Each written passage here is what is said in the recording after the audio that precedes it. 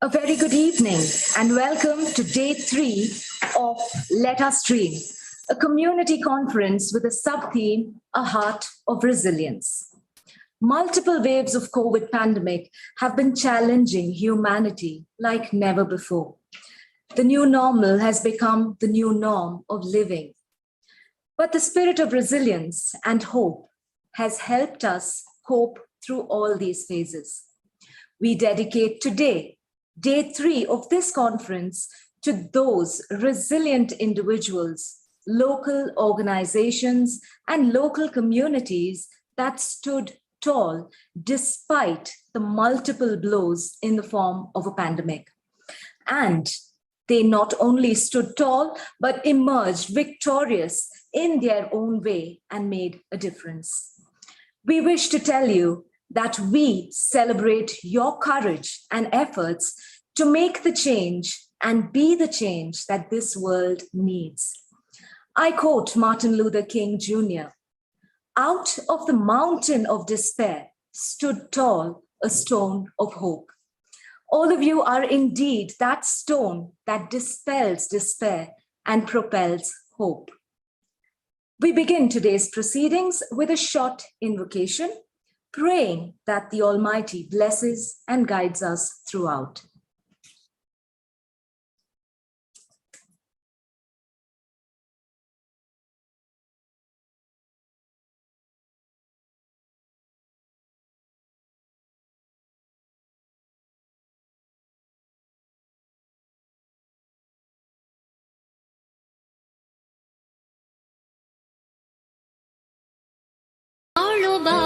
ಬೆಳಕೆ ಮುಸುಕಿದೆ ಮಬ್ಬಿನಲಿ ಕೈ ಹಿಡಿದು ನಡೆಸೆನ್ನನು ಕರುಣಾಳುವ ಬೆಳಕೆ ಮುಸುಕಿದೆ ಮಬ್ಬಿನಲಿ ಕೈ ಹಿಡಿದು ನಡೆಸೆನ್ನನು ಇರುಳು ಕತ್ತಲೆಯಾಗವೇ ಮನೆ ದೂರ ಕನಿಕರಿಸಿ ಇರುಳು ಕತ್ತಲೆಯಾಗವಿ ಮನೆ ದೂರ ಕನಿಕರಿಸಿ ಕೈ ಹಿಡಿದು ನಡೆಸೆನ್ನನು ಕರುಣಾಳುವ ಬೆಳಕೆ ಮುಸುಕಿದೆ ಮಬ್ಬಿನಲಿ ಕೈ ಹಿಡಿದು ನಡೆಸೆನ್ನನು.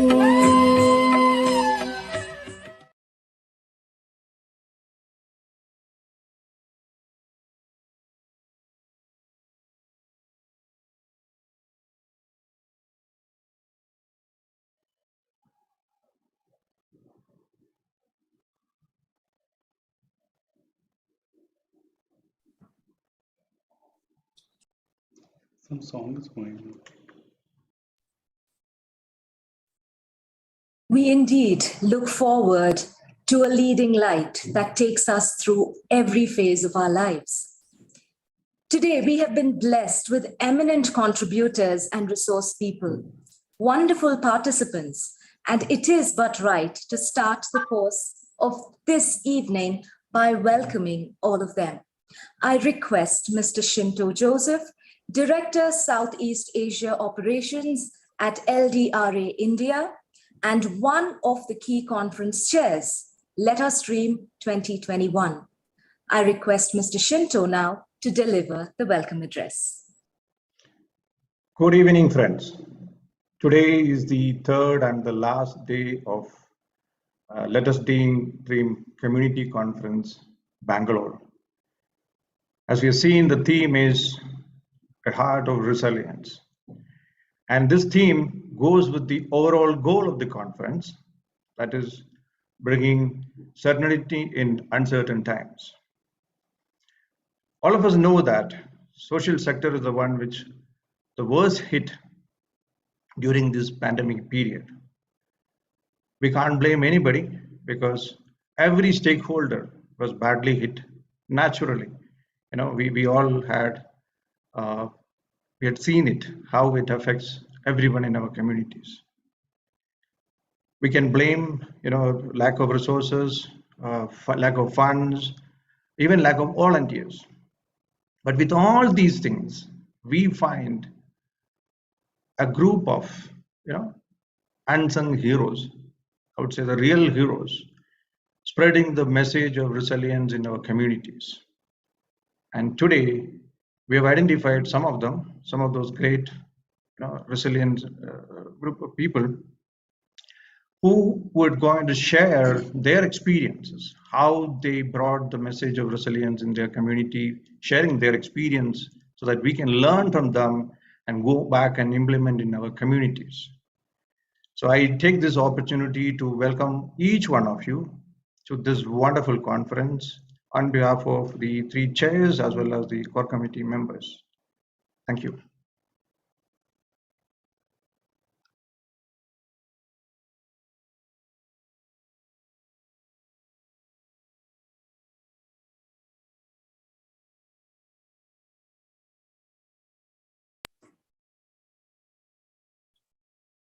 Thank you, Mr. Shinto. That indeed was heartfelt and heartwarming.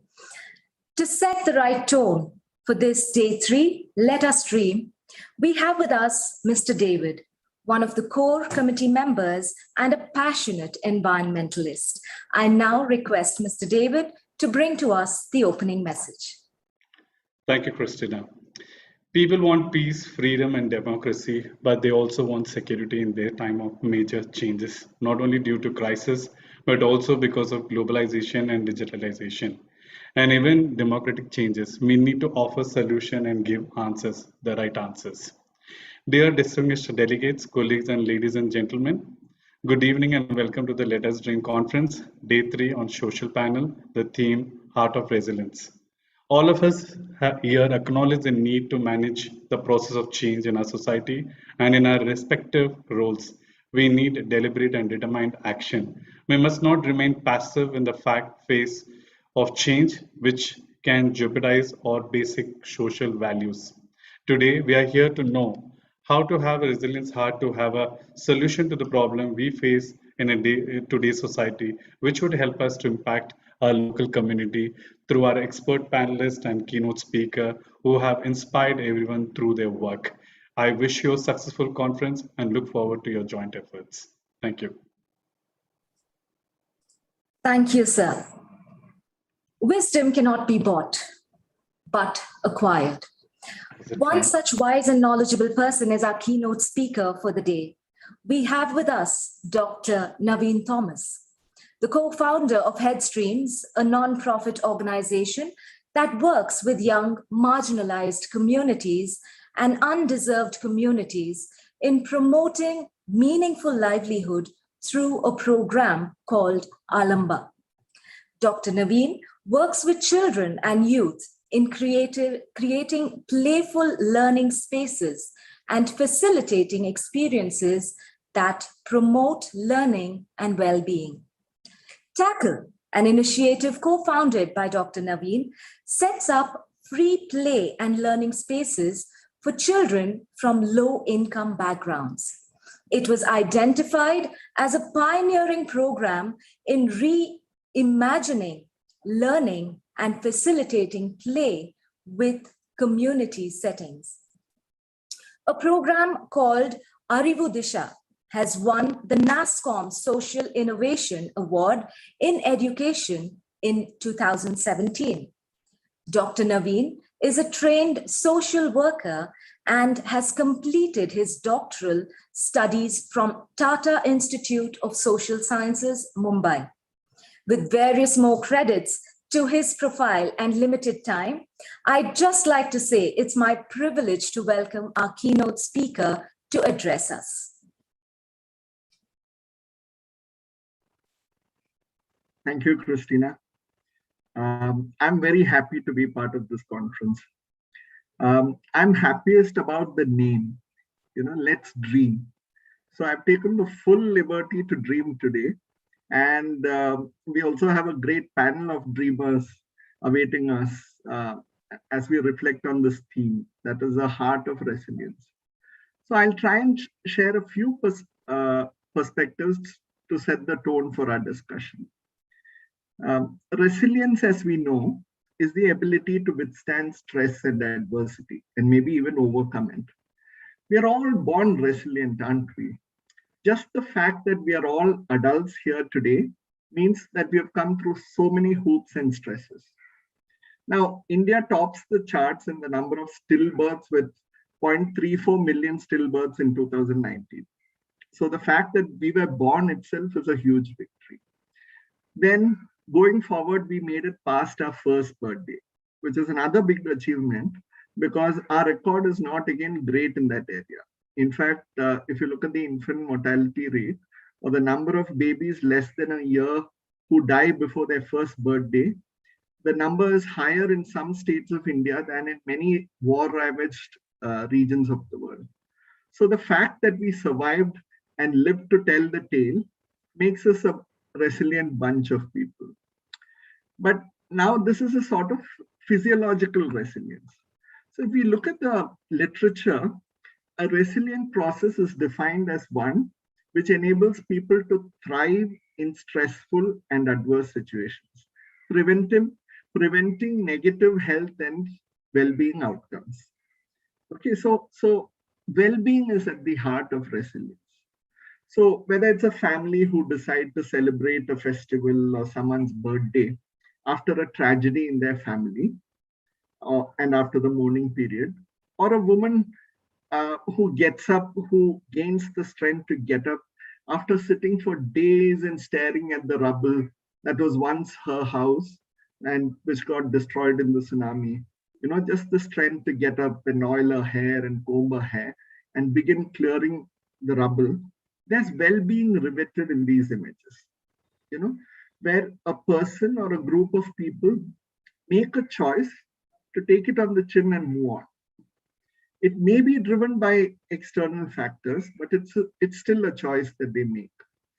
In psychology, self-determination, what this is called as, is an important concept. This refers to a person's ability to make choices and manage their own lives. And self-determination has a lot to contribute to our understanding of resilience. The self-determination theory grew out of the work of psychologists Edward Deci and Richard Ryan. This gives us some insights.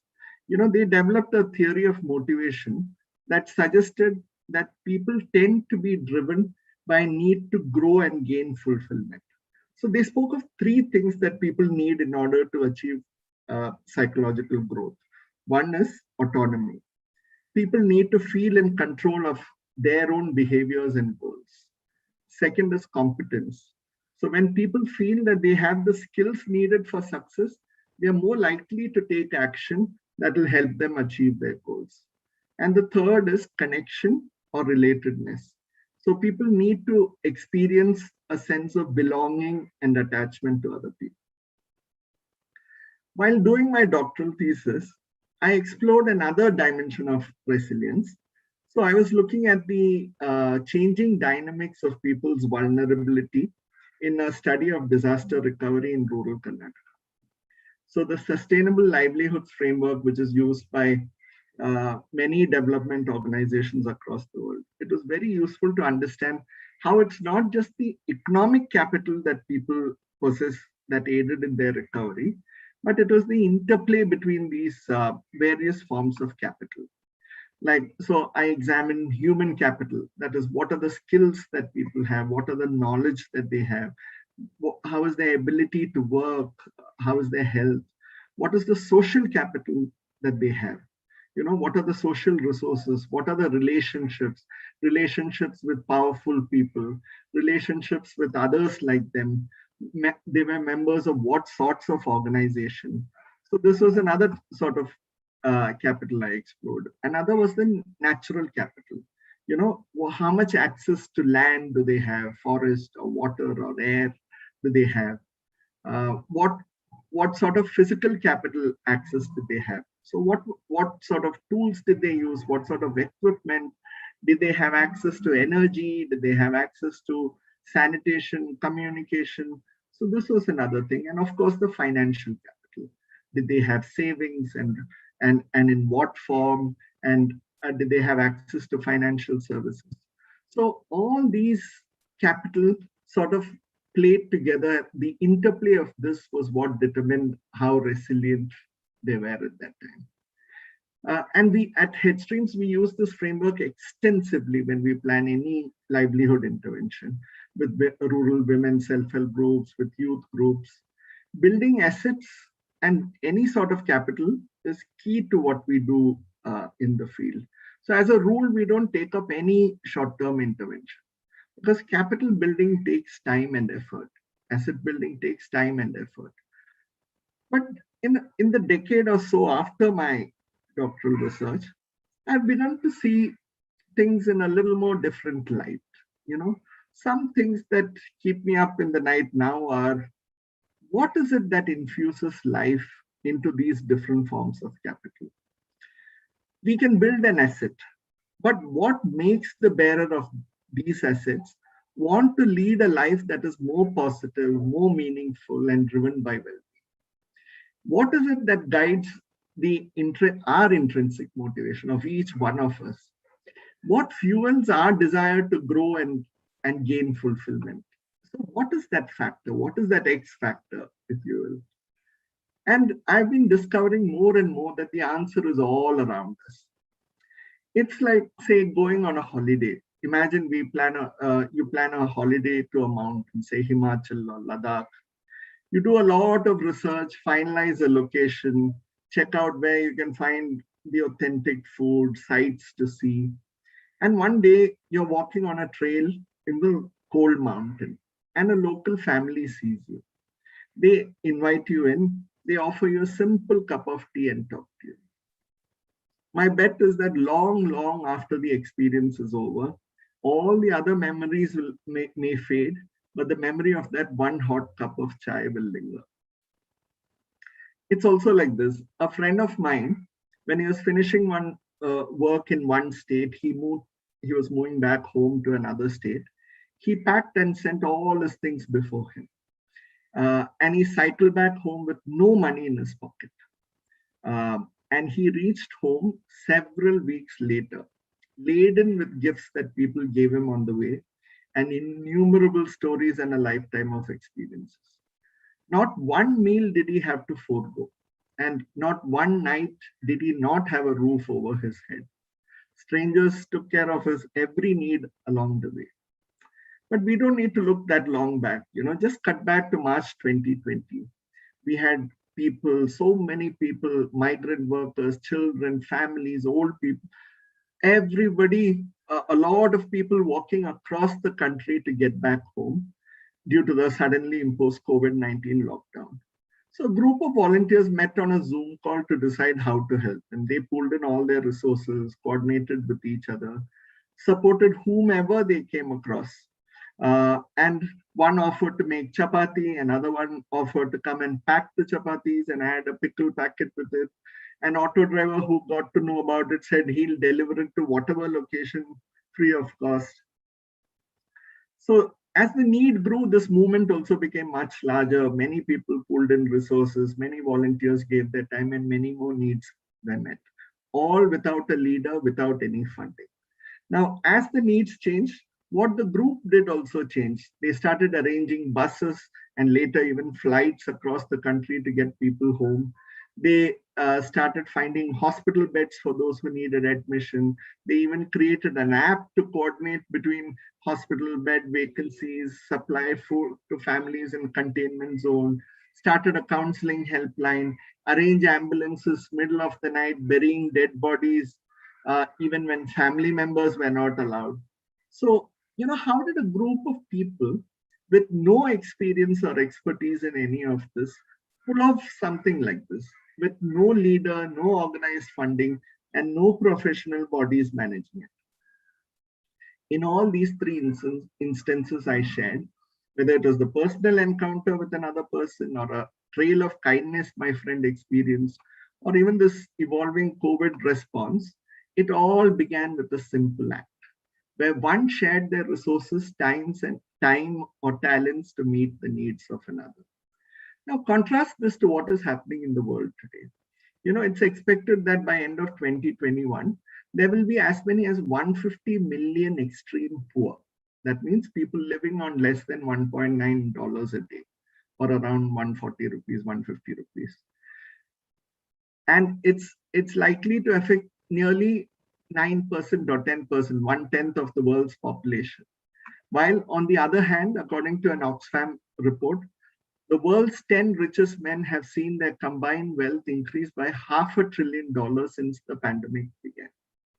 So how can recovery and rebuilding lives begin when such inequality persists and grows? One cannot have a heart of resilience unless one also has a heart of social justice. From a socio-ecological perspective, the process of building resilience involves active interaction between one's own resources and those in the environment. So in order to build resilience, there needs to be availability of resources, shared support systems. As members of civil society, as educationists, we've been contributing to this process for long. But can we move from being individual contributors, organization builders, to looking at creating shared platforms where everybody, where any citizen, any youth, any child can also be a contributor and can have a space to add their might into this efforts of building resilience. So that becomes a shared platform. A shared platform or a space or business is one where everybody is a receiver and everybody is also a contributor. It's a space where there is sharing of resources, talents, and time, and we build on each other's ideas and work. It's not me versus you, it is us building together. It signals an end to selfishness and adds to a shared world. So heart of resilience is an individual pursuit, but also a collective goal. We knew this theoretically, but COVID-19 brought it out more starkly, isn't it? That our well-being is all tied up together with everyone else's. When one falls, it's everyone's pain. And when one wins, it's everyone's gain. So if we don't lose sight of these learnings, this experience of last 2 years will become a turning point in human history. And the beautiful part is that we are all witnesses to it. Thank you. Thank you, sir, for that wonderful address. And the information that you gave us was enlightening. Your ideas on well-being being the heart of resilience. Yes, sometimes we get carried away and we are so oblivious of this fact that we can also be contributors. And it is definitely a collective goal that each one of us should have. Sharing resources to meet the needs of others should be our agenda and goal as well. Perseverance, the elements of resilience that determine how resilient you are, is something that we are taking forward as well with us. And hopefully, we hope and pray that your good work reaches out far and wide, and we would definitely be grateful to you if we could get an opportunity to work in order to have a collective goal and make a difference. Thank you so much. We now proceed to the panel discussion. With resourceful contributors in the social arena, I'd like Nicole, an enthusiastic graduate from the School of Social Work, to do the honors by introducing them. I'd also like to mention Nicole herself is an asset to our society. She has worked with various NGOs in and around Bangalore towards uplifting the lower cadres of our society, and has also been involved in COVID rescue and burials through the second wave of the pandemic. Over to you, Nicole. Nicole aims to focus uplifting women and children around Bangalore. Nicole, you can take over. Thank you so much, Christina. I hope you are all keeping well, and I would like to now introduce to you the moderator as well as panelists for the panel discussion we will be moving into shortly. For our moderator this afternoon, we have Mr. Jacob Isaac, the director of Turn Consultants and the founder of Kerygma. Mr. Jacob is an executive coach who has worked with the youth of Bangalore for over 25 years. He has helped them overcome many struggles that are related to mental health, addiction, social anxiety, and relationships. Moving over to our lovely panelists that form our social panel today. Our panelists include Ms. Karen Grace Paul, who is the founder and director of newly created CDFIN, or the Child Development and Family Impact Network. The focus of her work is to create a safe space for children through her organization that trains individuals who, through her training and guidance, will go into communities and become agents of change in the lives of children in our society. Mr. Matthew Cherian is our second panelist and a long-term Tata employee who ensures that he does his part to give back to society and everyone around him. He is a trustee of the Jeevaratni Home for Children that he has been running with his family for the last 10 years. During the first 2 waves of the pandemic, Mr. Matthew began volunteering with ration drives and distribution, later moving into COVID-based cemetery work, where he became a motivation for many to come and fill the dire need for volunteers at the time. Our third panelist is Miss Natasha Carroll, who is a young social worker. Whose feminism drove her to begin working towards women's rights, where she worked within a women's rights organization called Vimochana. She took part in various activities for the support of women in distress and has now immersed herself in music and has begun writing songs based on feminism and women empowerment.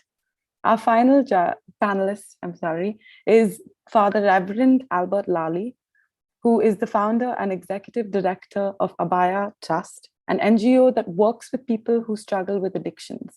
He works toward bettering their lives and rehabilitating them into society post their battle with addiction. During the pandemic, he has done phenomenal work with the same, and as I am told, is a lively, loving, and enigmatic personality. I'm very excited to hear from all of you, and over to you, Jacob.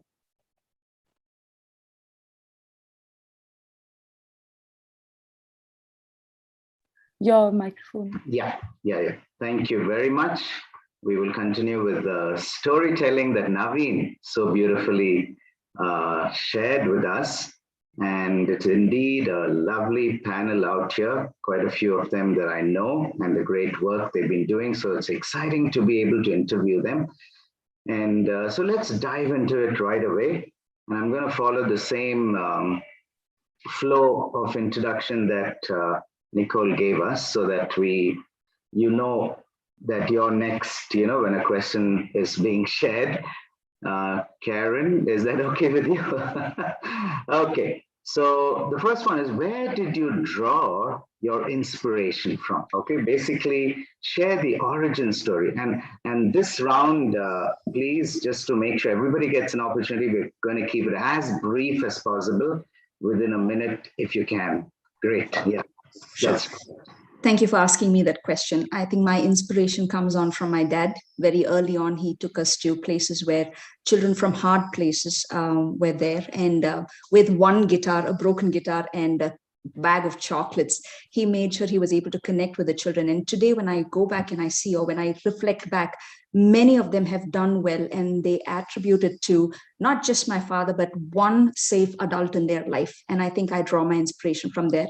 And plus my personal life experiences, which I don't want to go into details now because of no time, and also experiences on the field as a social worker that I had firsthand experiences kind of gave me an idea or open door to doing something related to trauma.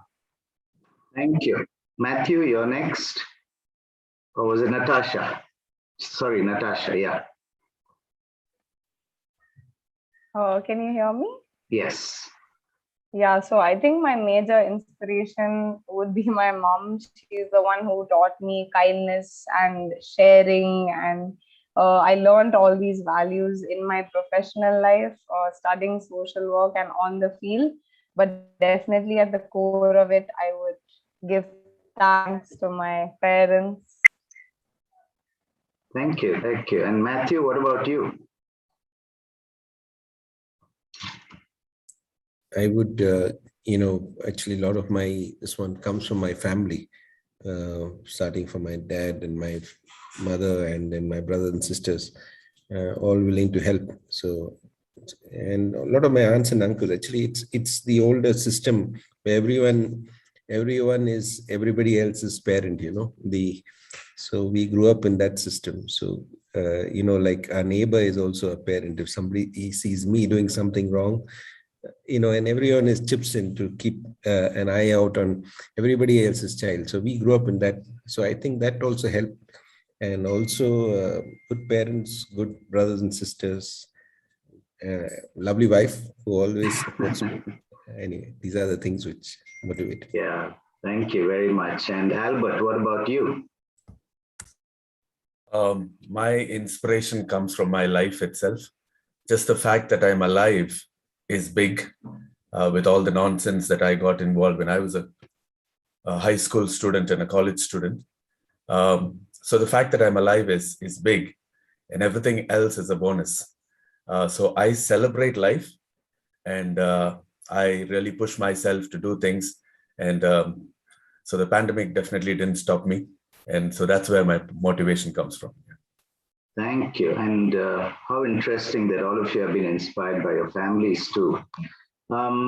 So I know you are resilient, but what are the two challenges that you face in the work that you do? Yes, same order. Thank you. So I guess I go first. One, I think, is education, not just in terms of academics, but in terms of how one lives life. Teach a man to fish and you will feed him for a day. But if you teach a man to fish, he lives for the rest of his life, is taken care of. So I think in terms of working, especially in the social work sector, I think there are two important things that I see as challenge, the immediate need and the long-term need. And one needs to know where to put what in. So that's something that I've had a challenge with, working not just with my organization, but with the ones that I surround myself with sometimes. Thank you, Karen. And yes, Natasha, if you're ready, yes. So I would say working in a women's rights organization, the biggest challenge is the patriarchy, which is in all systems. So definitely, trying to overcome that. And yes, it is quite challenging when people already have a certain perception about women and how they are and how they should be. So it does become very difficult. And even the systems that are put in place are very male centric. So I would feel like those are the main challenges working on ground with women's rights. Thank you. And Matthew, yeah. Actually, the challenge is time, because one thing is actually charity also begins at home. So you have to do your work, you have to do your office work, and then you have to find time. And then the other challenge is that once something is running well, like when we were doing 2-3 different things, especially the recent one, when things run well, there is a certain sense of jealousy which arises, which people try and spoil things, which is disturbing. Right. Thank you. Thank you, Albert. Talking of challenges, my work itself is challenging. In the sense, I work with people that struggle with addictions. You can imagine what goes through when you have one addict at home. We have a house full of them. We have 2 homes full of people. But basically, the challenge is this. You work with somebody for months together, and then you don't see change. And it's very discouraging many times.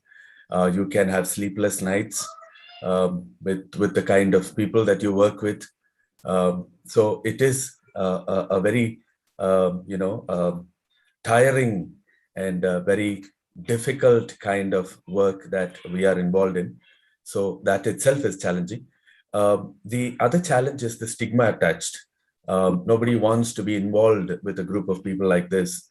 So it does, in that sense, make us isolated. So that becomes another challenge in itself, in post rehab and post their recovery. Yeah, thanks, James. Thank you. Thank you for opening up, all of you. And I think the next question is interesting because a little more personal, I would say. What is something you did as a child, right, that took a lot of effort from you to achieve? And do you feel it's something that helps you today? Okay. Yeah, go ahead. Okay, so as a child, one of the things that I had to learn really hard and took some time, which is very personal to me, is navigating people's perception about skin tone or skin color.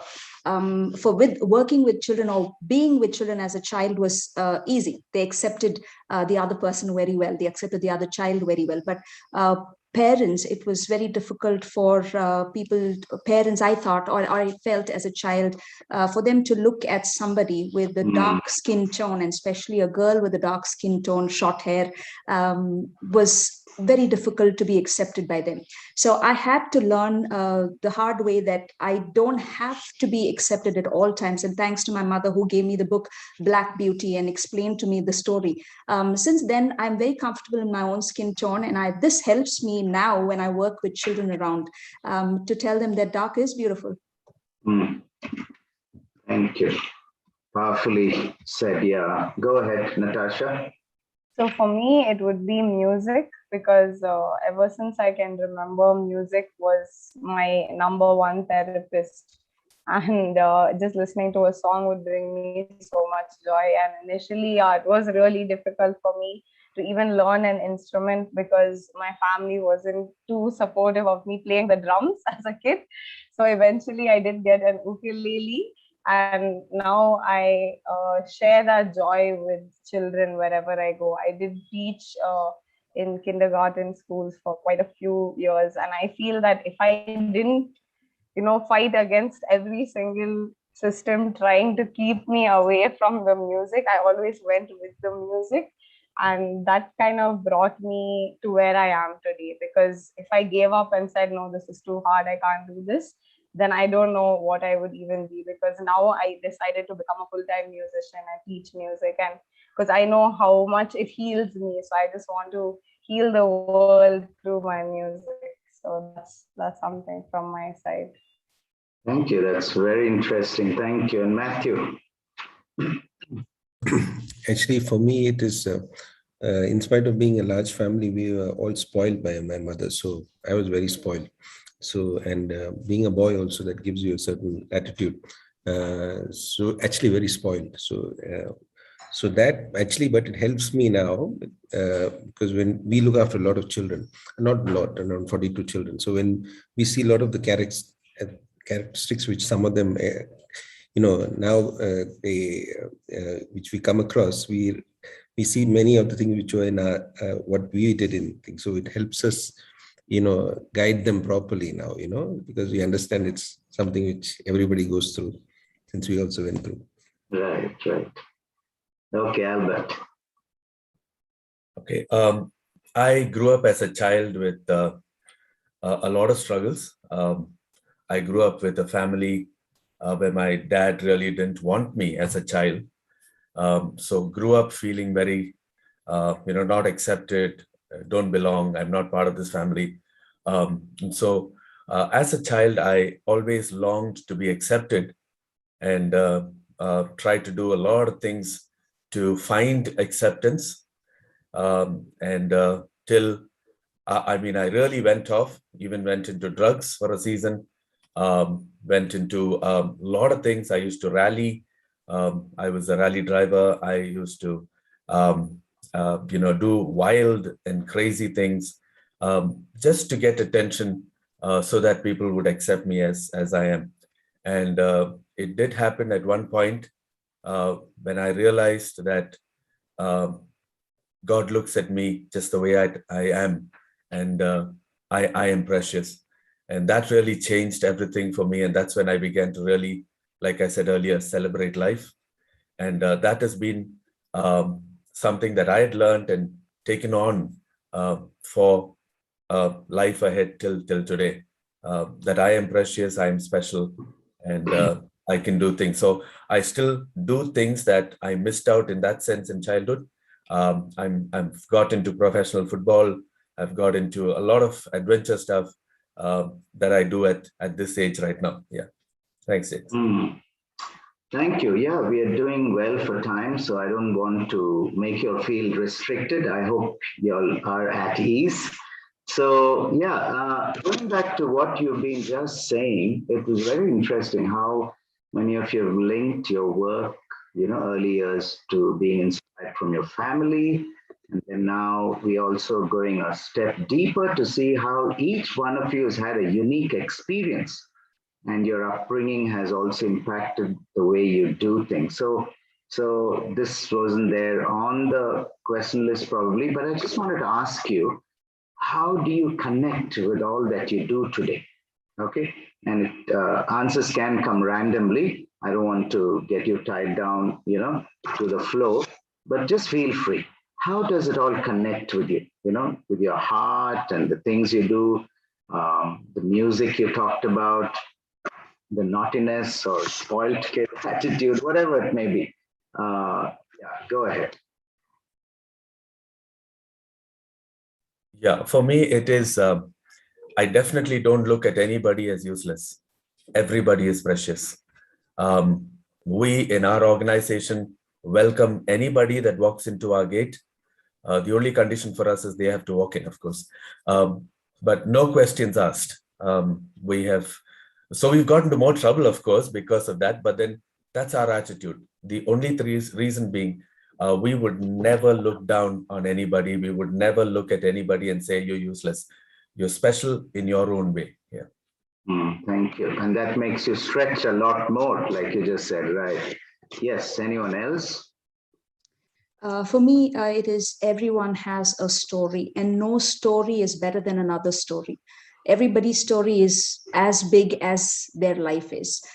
So that's something that I have learned from my experience, and I see everyday life, that everyone comes with something that they're carrying. Maybe they're not showing us front up, but it is something that they have, and we have to dig deep to work with them. There's a lot of patience that's involved in working with people. Powerful. Thank you. Thank you very much. Yes.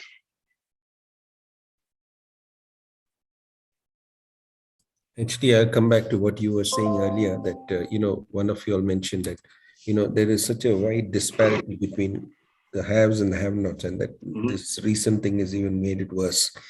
So when this thing which so much of suffering and so much of poverty actually really affects us when we see it. And so we are very blessed to be where we are. So that then pushes us to, go a little more, and see whether, we can do a little more, or we can ask someone to do a little more. And, those are the things which help in these times, because it's only getting worse, actually. Right. Thank you, Matthew. Yeah, very true. Natasha? So I would just say that the reason I feel connected to all of this work is because we're all human beings at the end of the day. We all suffer. We know what it feels like to hurt. And when you go through such an experience in your life, it's always important to look at others with the same lens, just like Karen was saying, because we should never judge anyone. You never know what they've been through or what they experience. So I would just say operating and looking at the good in everyone, because no one is inherently bad. It's just that experiences have made them a certain way. So I feel like through music, it really helps someone to release all of their, traumas and just kind of feel more free, So that's why I really am drawn to this. And yeah. Thank you. And it's interesting, yeah, because the common theme all of you seem to be saying is accept the others as they are, bridge the gap, bring them closer. So, and I know, like Albert was saying, you can end up stretching yourself that much more. So what is at the heart of your resilience? What is it that keeps you going? Every morning when you wake up, what's at the heart of your resilience? That through me something good can come, that I am a gateway for God who's placed me here to be a source of help to someone. Right, thank you. Yeah, and I would echo that. I always say this to people who walk into our home. We tell them that you're a blessing. And I say this, I say, the greatest joy in life is to make your life a blessing to somebody else. It's good to have a big house, it's good to have a car, it's good to have a good job, but the greatest joy is to make your life a blessing to somebody else. Yeah. Thank you. Yes. Yeah, and I think for me, the motivation really to move on and keep going is when I work with 100 people, one change, and that one is enough to keep me going, because it's amazing. And this, he probably would, I mean, most of the time would be one of the worst ones in the gang, you know, and it's amazing to see what happens. Absolutely. Thank you. Yes. Yes. See, for me, it is, it's something like a chain. Like I saw my father do something, or I saw somebody else do something. Then I do something, and then I see now our children are doing something, and I see all the young now are all, sometimes somebody calls me and say, "Hey, uncle, I want to join." So it's nice that, the chain continues of goodness, and it becomes a bigger chain. It's just, we are all learning from example. We are seeing somebody else, we're seeing, yeah, and we are, and one is, the other thing is that we have such a, it's nice when you have such so many people with you to work along with you. It's really nice. Right. And like share the vision, right, and enjoy together. Yes. And yeah, yes, Natasha. I would say that what really keeps me going is the fact that I'm even alive right now, and yes, I can make a difference in someone's life. Maybe I don't know how much or how big the difference is, but anything that any small thing that I could do could help someone, that itself is a huge blessing. It's actually a blessing to be able to help someone, and it's an even bigger blessing to be able to ask for help, because a lot of times in the social work field we are always working so hard, but we feel like hesitant to ask for help. So I feel like, also being vulnerable is a very important thing, being able to say that, I'm tired, I need to rest, and those sort of things. So definitely I really believe that we all have the power to help each other get through anything. We just have to come together. So that's the interconnectedness of everything. Right. And one very important question: what have you learned on the field in a practical setting? I know you're giving out, but what are you gaining? What are you learning? I've learned that time is precious, life is important. I am a servant and I'm a steward that God has put me here on earth. I serve and I'm in charge of something that I can bring to people. I am a gateway, bringing to people what their resources, their assistance. So I believe that very strongly. And also, after every season, there is an end to every season. We don't stay the same. Change is inevitable. So that's the circle of life. Thank you. Thank you. Yes. Yeah, I would say small is big. Even the smallest bit that you do goes a long, big way.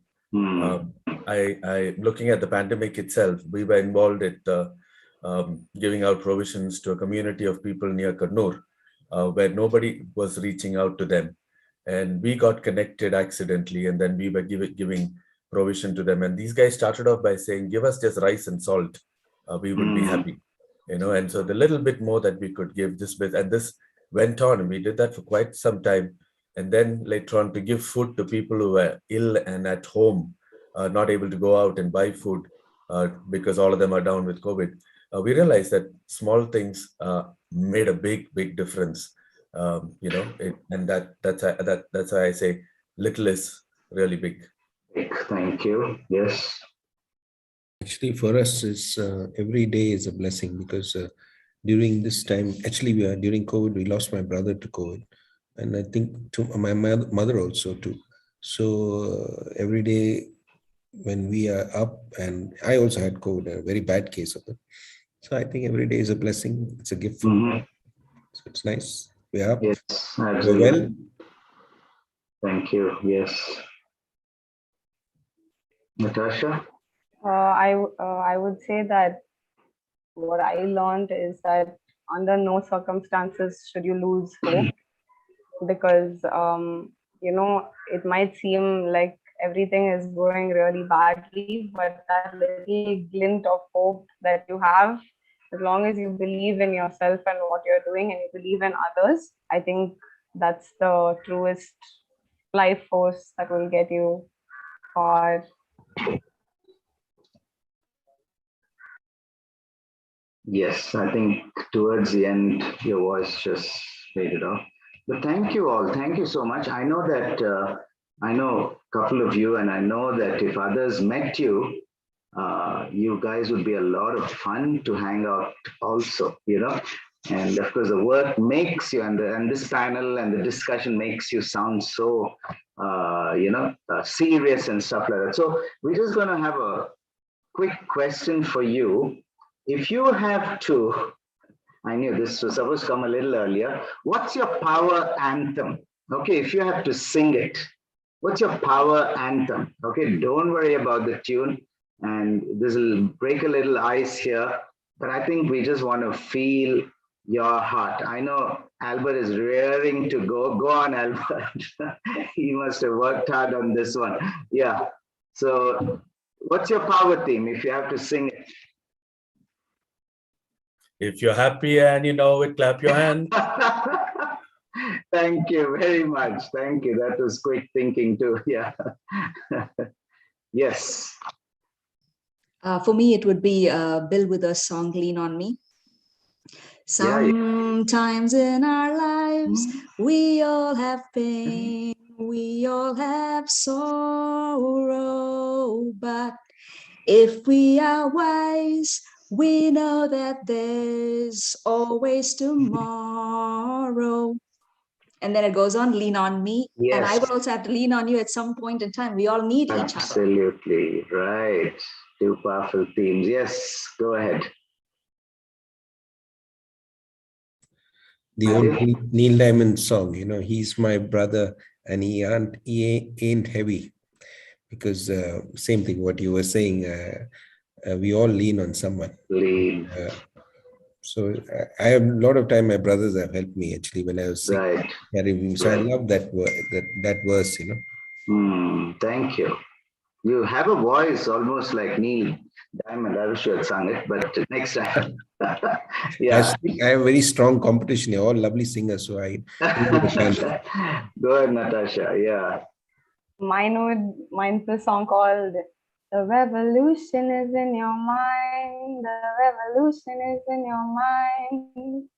That's a really nice song, and it's like, you were born with a voice, so open up and speak your mind. Raise consciousness and elevate how we all relate. Don't hesitate. No need to be better or smarter than anybody else. Leave judgment at the door for others and yourself. The revolution is in your mind. Revolution. Oh, revolution. Yes.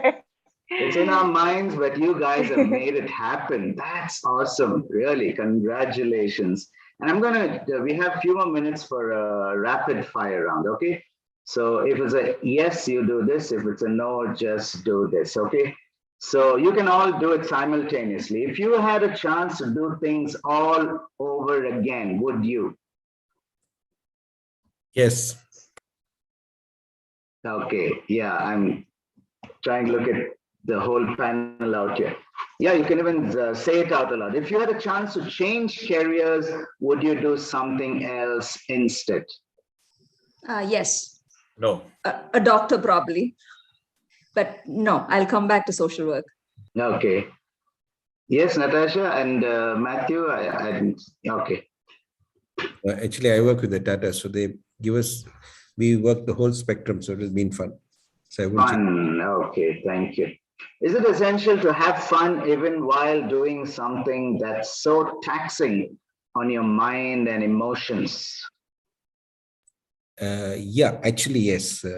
Can I take actually any activity which we do over the years, we try to add some fun in it. That's the only way to make it this thing. But there are downsides to it. When there is an outsider looking at it, they don't like it. Thank you for that. And I'm I'd sure like all to- of you I'd do like fun to- stuff. Please share, go ahead. So it depends on what point in time are you having the fun, but because when you're approaching a person with their plate full already, if you go with a pre-mindset that you want to have fun, that you're not connecting with their emotions, so there is empathy disconnect there. But after you've taken that, the what do you call that? After you've taken in with them and you've built that relationship, when you come off the ground, yes, you have to have fun, recoup and relaunch. Okay. In another context, I was saying, for example, in a difficult job of working 3 hours carrying bodies, I think, so in a good lunch and somebody's birthday is there, you cut a cake, you organize cake, you think, so it makes a difference, it cheers up everyone. So it gives you more energy to go that another 3 hours, Right. Thank you. Yeah. What about you, Albert? Yeah. My name itself says a lot. Yeah. So that's who I am. I would make people laugh. I create jokes. And I think laughter is very, very much part of our lives, our work, and yeah, we keep it that way. Yeah, and it's very rare we see Albert serious, so we're used to his PJs too. Thank you, Albert. Yeah, Natasha. Definitely, like I said earlier, we always have the tendency to get burnt out because of the kind of work we do, which is very emotionally intensive. So it is very important to have fun, but you should pick the right time. Timing is so important, right? And it's interesting also what Matthew said, no? Others who look at you, they expect you to be serious about what you do, and they say, where is this laughter coming from? Thanks for sharing that. But and I think for listeners, it's important that we understand that work like this is intense, no doubt. But I think stopping to have fun and enjoying what we do brings back life into whatever we are sowing. And did you ever feel like giving up? Yes, no? No, we didn't. Actually, Okay. because we could see the help we were giving and the comfort we are giving. It was a strength to us itself. Okay. Right. Others? Yeah, I felt like giving up many times. It can get very, very tiring, can be very taxing. And just feel that somebody would take it over and let me free. Yeah, I felt like, yeah. Thank you. I think keeping in mind from the field that we're coming with, the answers that we're giving make sense. No, for me, it is no. I've not felt like giving up simply because I see life's changed. But again, depends on the field that we're coming from. Sometimes it can be overwhelming, like Albert mentioned. Right. And a couple of quick ones. Did you stop to catch your breath in the past few months? Yes. Okay, very good. Yes. Very good. And do you have someone to turn to? Very important question. Do you have someone to turn to for support when you need it most? Yes. Yes. Yeah. Thank you. That was fantastic. And I think it's been a great journey. I know it's been brief. And if only we could hear more from you, the flow would be very different. But thank you so much. We managed to keep time and also keep the pace of this conversation, and appreciate your hard work, your resilience. Okay, it has taught us much today. And I would encourage the viewers to connect with these lovely people and volunteer with them, support them, and journey with them. And maybe some of you out there will, want to do something like this. So final word, what would you like to tell the viewers? If they want to start something like this, where do they begin? With your own personal life experience, reflect and see what you've learned. And that will definitely be useful to someone because experience makes sense to people. Thank you. Thank you. I'd like to share a story here. I wouldn't go too long, but there was a little boy who was throwing shells, starfishes off the shore into the sea. And, an elderly man came and said, "Son, what are you doing?" He said, "I'm giving them life. I'm throwing them back." So the elderly man said, "But there's so many of them. What are you going to do?" The kid picks up another one, throws it into the sea and says, "There, I made a difference to that one." Start with one. Start with one. Thank you. Thank you. Yes, Natasha, you have something, Matthew? So Yes, Natasha. I would like to quote the Dalai Lama here, and he says that if you think one person can't make a difference, try sleeping in a room with a mosquito. So it's a little funny one, but it's very deep, and that basically means that you can make a difference even if you're on your own. And when should you start? Whenever your heart tells you to start, just go in for it. Don't even think twice. Don't look back. Right. Just dive in. There's so much to do. Thank you. And Matthew, final word. Actually, for me, it is actually keep an eye out. You never know when you see an opportunity where you can help. So that's what I would say. Absolutely. I'm always on my cycle, so it's easier if you're not. So you have time to look around. True. Thank you very much. You have been such lovely people, kept time, shared so briefly, but very, very deep insights. And you have blessed us, and we want to bless you too. God bless your work and all that you do, and may His protection be on you. And for the viewers, start today. That's the best time. God bless. Thank you for that wonderful, fruitful panel discussion, I would say. It was immensely lively. And yes, it was also delightful to see and hear all of you singing. Wonderful.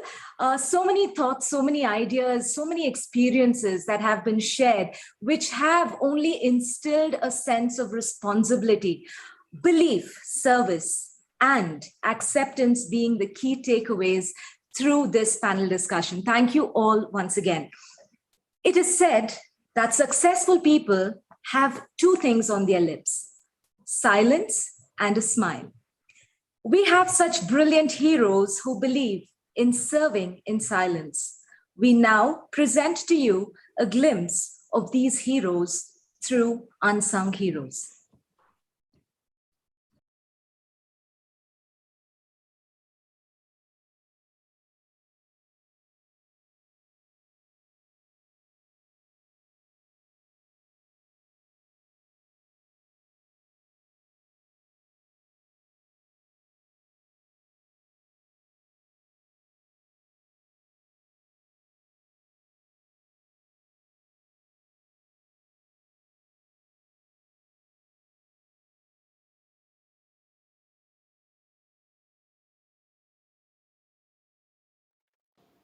Srinivas Murthy.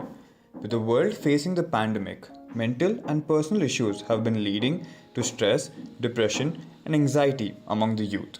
Mr. Srinivas is an inspiration to young minds. He has helped solve adolescent issues and is a successful career counselor. He is a columnist and proclaimed writer with 8 books to his name.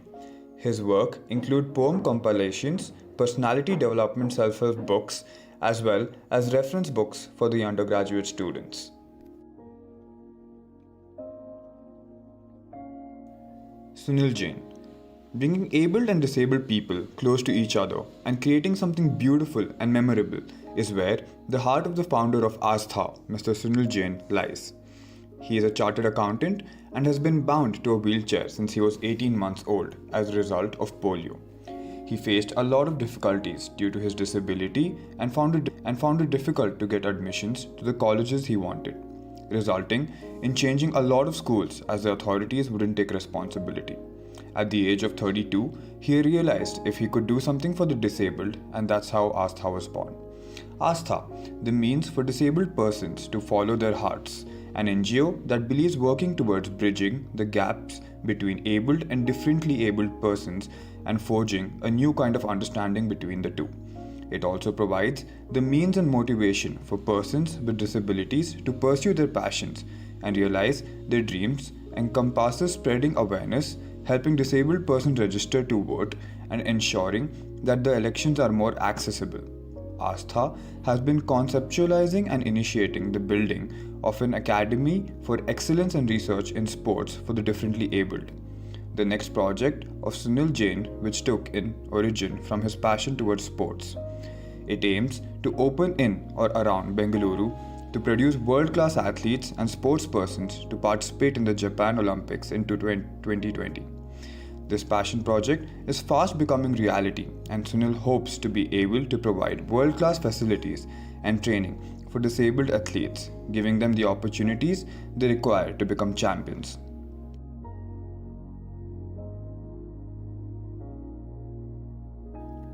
Mr. Robin and Mrs. Nirmala. Mr. Robin and Mrs. Mary Nirmala has been active in voicing concerns of the community, such as expressing her concern over the absence of school in the locality, low voltage issues, spread of cholera, etc. It was soon after that their hamlet had a school constructed. They have been actively playing a role in development of the community by raising their voices over unethical practices, which takes immense courage for a person. They had brought 7 voting booths to Subhas Nagar after raising their voice to the authorities. Farmers were finding difficulty in filling the online details for ration card. Mr. Robin and Mrs. Mary Nirmala had created a format that helped the farmers and villagers get their ration card. They are great as an example to today's generation. They strongly believe the importance of education and emphasize the children of their community to complete their education. They have always believed that giving back to the society is a blessing.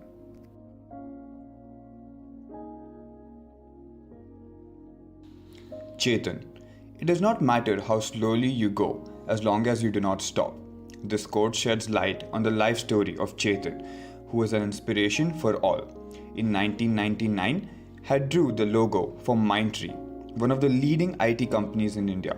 He is one of those students selected from Spastic Society of Children to create Mindtree logo at the age of 17. He is an inspiration for many, as he has proved that creativity has no boundaries and cannot be judged based upon appearance. Also, he became a shareholder of Mindtree at the age of 17 because Mindtree gave 2,000 shares. In 2000, he was invited by CII and was invited to meet the US President Bill Clinton. Chetan initially wanted to be a financial guru, but his family wanted me to take up computer science so that I can acquire a decent job in IT sector. For him, with my poor hand function, studying science education was an enormous task. He joined BCA at Christ in 2003 and earned a real PhD at age of 21 by proving I cannot do science. Lessons from failures are real knowledge, and which no PhD guide on the earth can teach. It is imperative to know the strength and limitations of people with cerebral palsy so we can make a better tomorrow.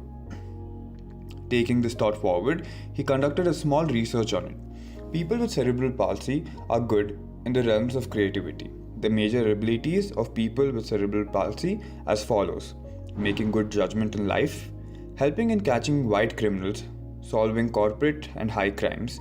In the 80s, the FBI and CIA used people with cerebral palsy to solve cases, writing research papers in social sciences, writing poems and essays, playing managerial roles.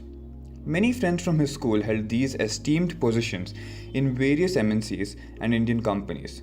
However, he wanted to pursue MBA, and my family agreed with this idea in 2008. Later, he wanted to be an. After 1 year of working, I decided to join pre-doctoral course in management. In 2012, he joined PhD in management. He selected a topic called EMH, an extremely challenging topic in the domain. Finding a research gap was nearly impossible. The first 3 months of the course was the toughest time in his life. In 2015, Chetan sold shares of Mindtree that gave capital. He then acquired shares of Yes Bank and sold Yes Bank shares for a profit. In 2016, he purchased shares of TVS Motors, Tata Motors, Axis Bank and Kotak Bank. These shares gave him 1 million rupees in profit in 8 weeks. This made his family provide him with more capital. Thus, this shows that people trust you when you prove your skills. When he finished his doctoral, his family gave him money to start a business. In his teenage, he used to watch stock market news, so he had a dream to start a venture in stocks and shares. Accidentally, the PhD topic was on the stock market, so he gained knowledge on the stock market and started a venture in the stock market and employed a passing out student of MCOM from Christ University. The venture is generated 3.5 million rupees wealth for clients in 2.5 years, and the venture has plans to recruit budding talents. His family wanted him to receive a salary, but today Chetan is providing salaries to so-called normal people. Chetan has broken barriers to reach success and taught us we can go way beyond our limits to succeed anything if we have the willpower and self-motivation to do so.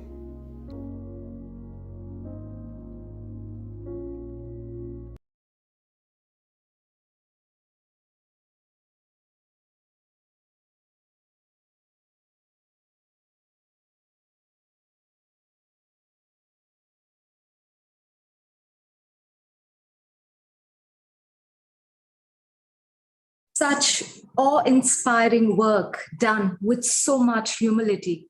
This is what the world needs today. Great respect to all of you who have contributed immensely in this field. Hats off. Gratitude being the greatest virtue among all others, it is time we acknowledge the works of those that have made this conference a prolific one. I request Mr. Bharat to propose the vote of thanks. Hello, good evening, everyone. On behalf of the Let Us Dream team, I humbly thank each one of you for taking the time to be here. And for those who couldn't make it, we render our gratitude to all your efforts and support in making this day possible. We witnessed some wonderful thoughts and ideas shared here today, such as how communities can spontaneously come together to adapt to these uncertain, changing times, how we can be inspired to start helping out no matter how small. We wish that your heart has grown in resilience and in hope for a better, kinder world. The team at LUD would like to thank our keynote speaker, Dr. Naveen Thomas. Maybe it's serendipity, but I actually volunteered at Headstreams in my first year UG. I know the impact it had on many children in the larger communities across Bangalore. We like to appreciate all the panelists, Karen, Matthew, Natalie, and Albert, for sharing their insights. And a special thanks to our moderator, Jacob, for steering the discussion so masterfully. A special thank you to our volunteers and coordinators at the social panel for curating the session and the tech team for hosting the live stream flawlessly. As we close the Let Us Dream Community Conference Bangalore 2021, we hope and pray that each one of you becomes a blessing to our neighbor and find the strength, resource, and network spirit to forge into a more progressive, equitable future. Thank you. Thank you. We have come to the end of our 3-day collaborative and fruitful conference. It's been a journey that has been memorable and impactful. Let's go out into this world of uncertainties to do our bit to make the world we want it to be. Participants, kindly note, this is a gentle reminder to all of you that there is a link in the chat box that you would have to fill in order to get your participation certificates. Take care and stay safe. As the motto of Let Us Dream says, stay connected and be empowered. Have a pleasant evening. God bless.